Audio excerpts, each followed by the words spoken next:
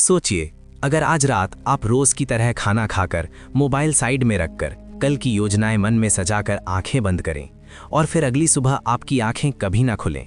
घर वाले आपको जगाने की कोशिश करें, नाम लेकर पुकारें, डॉक्टर आएं और शांत आवाज में कह दें अब ये नहीं रहे। उस पल सब कुछ थम जाता है। लेकिन क्या सच में सब खत्म हो जाता है या असली कहानी वहीं से शुरू होती है? क्योंकि जो खत्म होता है वो सिर्फ शरीर होता है, आत्मा नहीं। आज हम उसी आत्मा की गहराई में उतरेंगे, वो आत्मा जो शरीर छोड़ने के बाद भी कुछ समय तक अपने आसपास की हर बात को महसूस करती है, जो रोते हुए अपनों को देखती है, जो अधूरी इच्छाओं को पहचानती है और जो कुछ मांगती भी है। पर क्या आत्मा पैसा मांगती है? क्या वो अपने नाम की संपत्ति चाहती है या वो कुछ और गहरा चाहती है जिसे हम समझ ही नहीं पाते? ये कोई डराने वाली कहानी नहीं है, नहीं किसी फिल्म का दृश्य।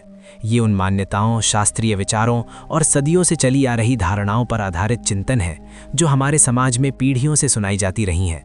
मान्यता है कि मृत्यु के बाद आत्मा तुरंत दूर नहीं चली जाती। कुछ समय तक वो अपने ही शरीर और घर के आसपास रहती है। वो देखती है कि कौन सच्चे मन से दुखी है और कौन औपचारिकता निभा रहा है। वो सुनती है कि उसके जाने के बाद क्या बातें हो रही हैं। उसी समय आत्मा के भीतर पहली भावना जन्म लेती है, शांति की इच्छा। कहा जाता है कि मृत्यु के बाद शुरुआती समय आत्मा के लिए भ्रम का होता है। उसे समझ नहीं आता कि ये परिवर्तन क्या है। वो जैसे अपने ही जीवन को बाहर से देख रही हो। ऐसे में वो अपने परिवार से एक ही चीज़ चाहती है, विदाई सम्मान के साथ हो, बिना दिखावे के, बिना विवाद के। क्योंकि मान्यता ये भी कहती है कि विदाई का वातावरण आत्मा की स्थिति पर प्रभाव डालता है। दूसरी भावना जो आत्मा से जोड़ी जाती है वो है अपनों के लिए चिंता। ऐसा कहा जाता है कि आत्मा नहीं चाहती कि उसके जाने के बाद परिवार टूट जाए। अत्यधिक शोक, स्वयं को दोष देना, जीवन रोक देना, ये सब उस ऊर्जा को भारी बनाता है। बुजुर्ग अक्सर कहते हैं रोना स्वाभाविक है, पर जीवन मत रोकिए। आत्मा की शांति इस बात में मानी जाती है कि उसके अपने आगे बढ़ें, अच्छे कर्म करें और उसके नाम को प्रेम से याद करें, बोझ बनाकर नहीं।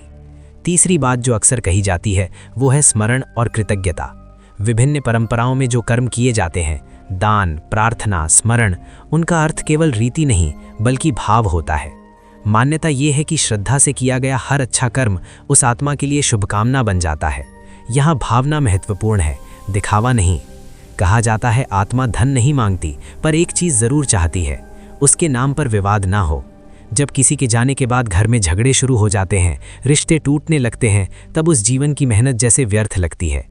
इसलिए एक गहरी सीख दी जाती है, जो पीछे रह गए हैं वे प्रेम बनाए रखें। एक और भावनात्मक पहलू है क्षमा। अगर जीवन में किसी से गलती हुई हो, किसी को दुख दिया हो, तो उसके सुधार की कोशिश की जाए, अच्छे कर्मों के जरिए, मदद के जरिए, सकारात्मक बदलाव के जरिए। इसे आत्मा की शांति से जोड़ा जाता है। अब बहुत लोग पूछते हैं क्या आत्मा सच में सपनों में आती है? क्या वो संकेत देती है? इन बातों को अलग अलग लोग अलग तरीके से समझते हैं। कुछ इसे मन की स्मृति कहते हैं, कुछ इसे भावनात्मक जुड़ाव। पर एक बात समान है, जब हम किसी को सच्चे मन से याद करते हैं तो वो स्मृति हमें बेहतर बनने की प्रेरणा देती है, डर की नहीं। और बदले की बात, परंपराएं कहती हैं कि आत्मा का स्वभाव संतुलन है, प्रतिशोध नहीं। अन्याय की स्थिति में लोग न्याय की कामना करते हैं और यही इच्छा आत्मा की शांति से जोड़ी जाती है कि सत्य सामने आए, पर विनाश नहीं, संतुलन। धीरे धीरे जब समय बीतता है तो एक और गहरी सीख सामने आती है। आत्मा की सबसे बड़ी मांग मोक्ष नहीं बल्कि बंधनों से मुक्ति मानी जाती है। मोह, लालच, अधूरी इच्छाओं से मुक्ति। इसलिए कहा जाता है जाने वाले को प्रेम से याद करें पर उसे बांध कर ना रखें। तू हमें छोड़कर क्यों चला गया जैसी बातें हमारे दर्द की अभिव्यक्ति हैं, पर मान्यता ये कहती है कि जाने वाले को मुक्त करना भी प्रेम है। एक और कठोर लेकिन सच्ची चिंतन, अगर किसी ने जीवन में गलतियां की तो उसके जाने के बाद वही गलतियां विरासत ना बने।